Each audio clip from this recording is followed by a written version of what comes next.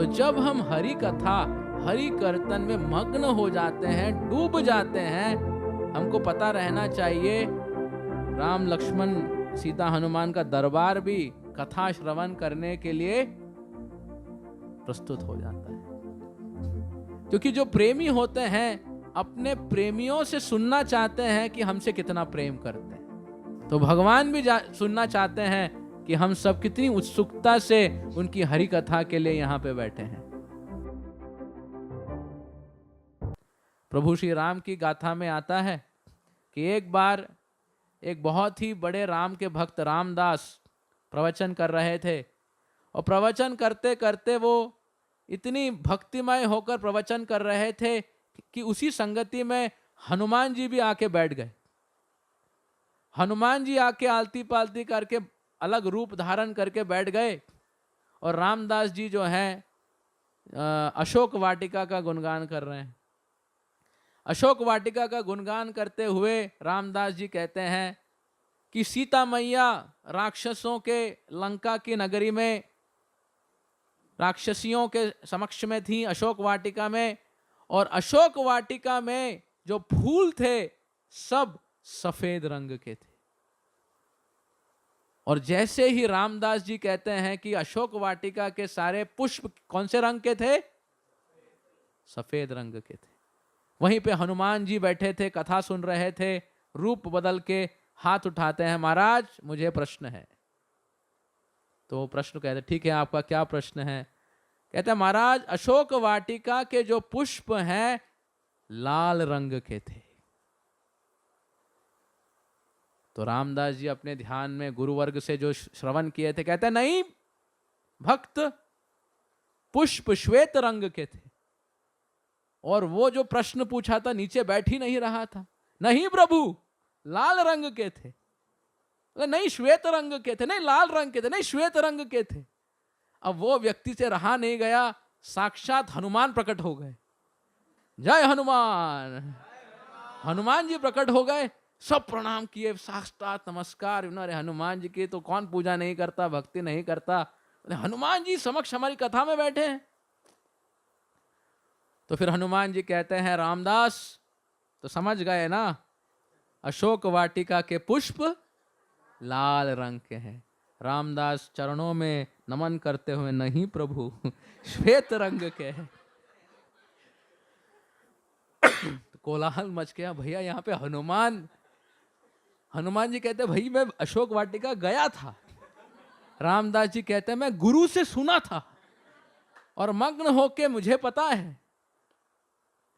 अब देखिए अब कौन सही कौन गलत क्या कहें, पर जैसे मैंने कहा यत्र गायन्ति मत भक्ता तत्र तिष्ठामि, तो हनुमान जी बैठे हैं और कौन है वहां पे? राम और सीता भी बैठे हुए। तो सीता मैया कहती है I know the right answer, मैं जाके डिबेट को सॉल्व करूंगी। प्रभु श्री राम कहते हैं नहीं सीते, जरूरत नहीं है। और वहां पे ऐसा विरोध आभास हो रहा है, श्वेत रंग के लाल रंग के। बोले क्या हो रहा है? हनुमान जी स्वयं कह रहे हैं। तो सीता मैया से रहा नहीं जाता, वो तो 1 वर्ष तक वहां पे थी, अब उनसे ज्यादा आंखों देखी कौन हो सकता है। तो सीता मैया एंट्री मार देती हैं, जय सीता मैया की। सब प्रणाम कर रहे हैं। अरे क्या हो रहा है? राम कथा चल रही है, डिबेट हो रहा है, सीता मैया भी प्रवेश कर ली। और सीता मैया प्रवेश की तो वो भी मुस्कान दे रही थी, मंद हंसी मंद हास्य था। तो क्या हो रहा है? बड़ा डिबेट चल रहा है। हनुमान कहते हैं लाल है, रामदास जी नमन करते हुए कहते हैं मैया सीता श्वेत है। तो सीता मैया कहती हैं क्षमा कीजिएगा, आप दोनों गलत हैं। पुष्प वाटिका के जो फूल हैं वो हरे रंग के हैं। अब 2 लोग प्रतियोगिता में थे, अब तीसरे। रामदास जी सीता मैया को नमन करते हुए आप मेरी आराधन की जो है देवी हैं, आपकी आराधना करके चरण कमलों में नमन करते हुए मस्तक को उधर रखते हुए कहता हूं माते अशोक वाटिका का फूल श्वेत रंग का है। हनुमान जी कहते हैं मैं भी नम्र भाव से कह रहा हूं लाल रंग का है। सीता मैया कहती है भाई मैं तो वहां थी, मैं वहां थी। कौन से रंग के फूल हैं? अब क्या करें, भक्त पहुंच गया, भक्त शक्ति शक्ति देवी पहुंच गई, और कोई भी अपनी ओपिनियन से नहीं हट रहा है। रामदास जी गुरुनिष्ठा भक्त, हनुमान राम सीता के भक्त, उनकी अनुकंपा से उनके हृदय में स्फूर्ति हो रही है, श्वेत श्वेत श्वेत हनुमान जी अरे भाई लाल है, वो कहते हैं हरे हैं। तो लास्ट में एंट्री किसको मारना पड़ा? प्रभु श्री राम को। श्री राम जी एंट्री मारती है, जय श्री राम, और सब प्रणाम करने लगे। हाँ? तो हरि कथा में देखिए, राम लक्ष्मण सीता हनुमान, अभी लक्ष्मण जी भी वहीं पे होंगे वो डिबेट में घुसे नहीं क्योंकि वो कहीं पे थे नहीं राइट। तो प्रभु श्री राम आ गए, सब प्रणाम कर रहे हैं। प्रभु सच्चाई अब आप बता दीजिए, राइट, आप बता दीजिए कौन सही है। तो प्रभु श्री राम मंद हास्य वहाँ पे सबको देखते हैं। हनुमान जी कहते हैं मैं तो आप ही का भक्त हूँ प्रभु आप ही के दासत्व में सब कुछ है। सीता मैया कहती मैं तो आपके साथ ही हूँ और रामदास भगवान की भक्ति निष्ठा हरिनाम हरि कथा में पूरे मग्न। तो प्रभु श्री राम कहते हैं अशोक वाटिका के पुष्प श्वेत रंग के हैं। तो अब राम जी कह दिए फिर भी पता नहीं क्या सोच रहे हैं सब। तो रामदास जी नमन करते हुए कहते हैं प्रभु न मे भक्ता प्रणश्यति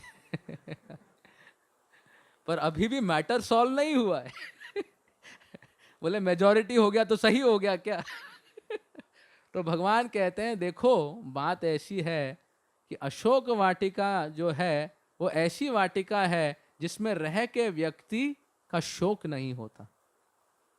उसका जो पर्यावरण है व्यक्ति के भाव के अनुसार परिवर्तित होता है। जैसे आपके भाव हैं तो कहते हैं हे सीते हर क्षण तुम सिर्फ मेरे बारे में सोचती हो।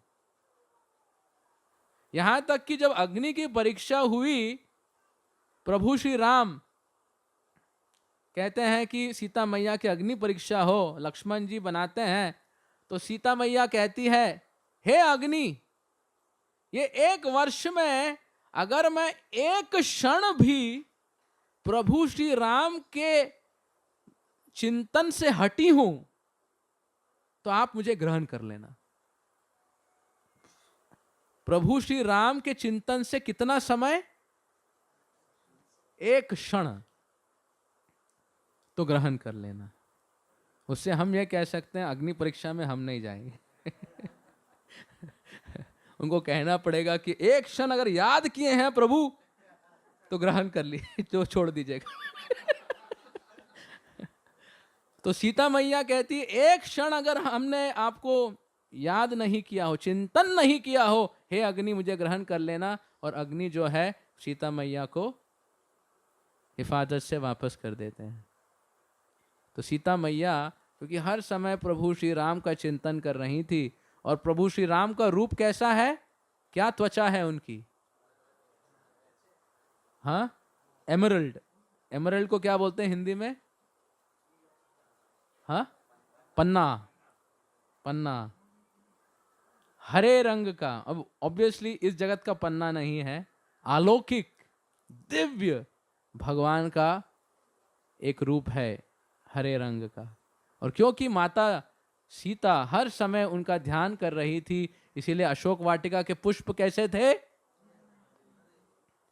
और हनुमान जी प्रभु श्री राम की वेदना को इतना देखे थे, सीता मैया के विरह में कितने उनके प्रभु रो रो के अपने जीवन को निभा रहे थे, और उनको याद करते हुए रावण के प्रति हनुमान जी का क्रोध जो है इतना बढ़ रहा था। और फाइनली जब लंका में प्रवेश किए तो सब जगह तहस नहस करने लगे क्रोध की अग्नि से।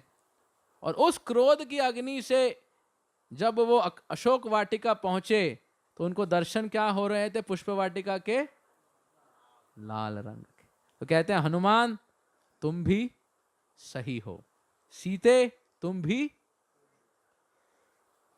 परंतु नैसर्गिक रूप में पुष्प वाटिका के फूल श्वेत रंग के।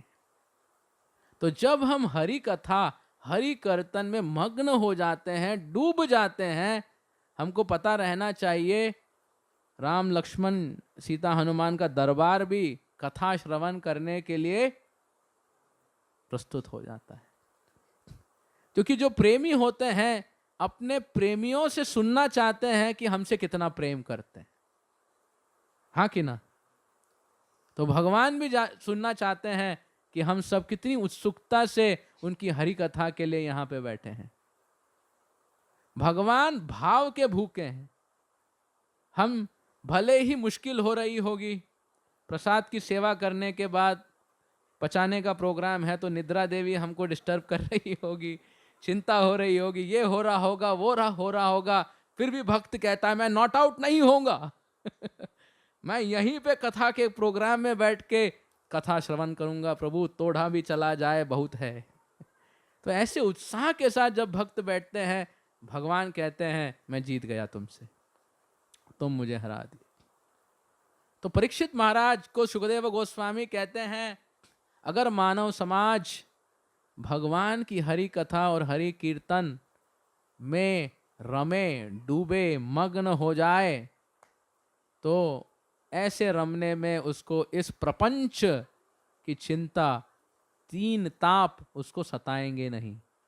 मृत्यु क्या है, उसे तो हम ऐसे ही टल जाएंगे।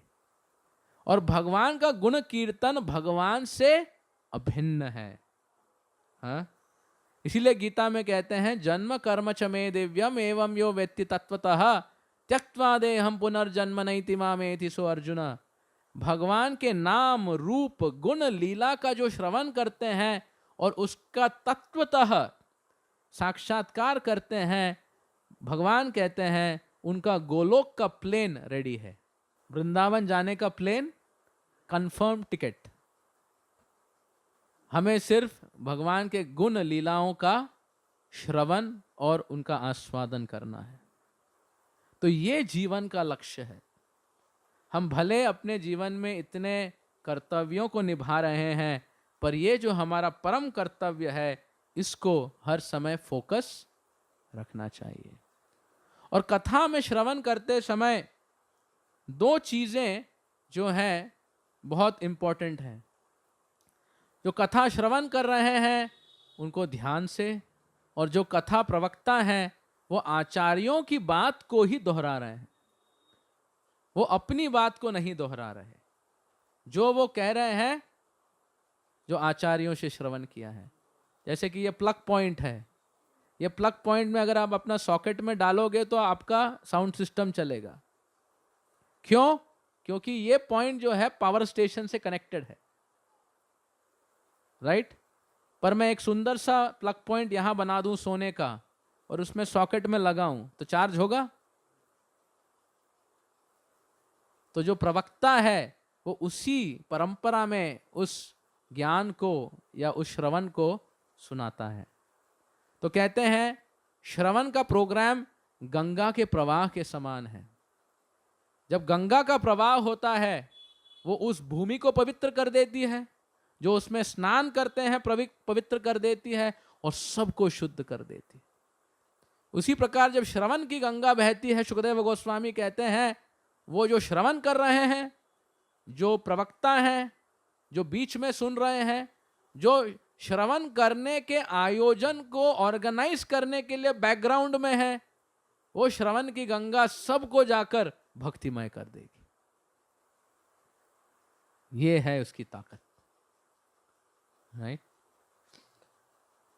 तो इसीलिए कहते हैं कि इस प्रकार सततम कीर्तयन्तो माम, ये करने से हम इस जगत के भय असंशय होकर जीत जाएंगे।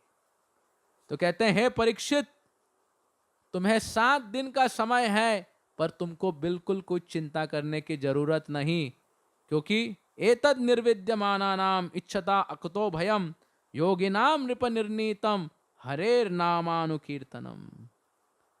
जो अनुकीर्तन कर रहे हैं उसको अकुतो भयम, कोई भी भयभीत सिचुएशन हो, संतुष्टि सिचुएशन हो, वो उससे मुक्त हो जाता है। मतलब परीक्षित महाराज कथा श्रवण से जीवन मुक्त हो जाएंगे। ऐसा कहते हैं 7 दिन की अवधि से पहले ही परीक्षित जीवन मुक्त हो गए थे। राइट?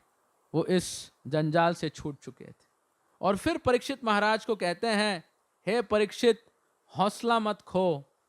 खटवांग महाराज एक क्षण में जो है सफलता को प्राप्त किए थे।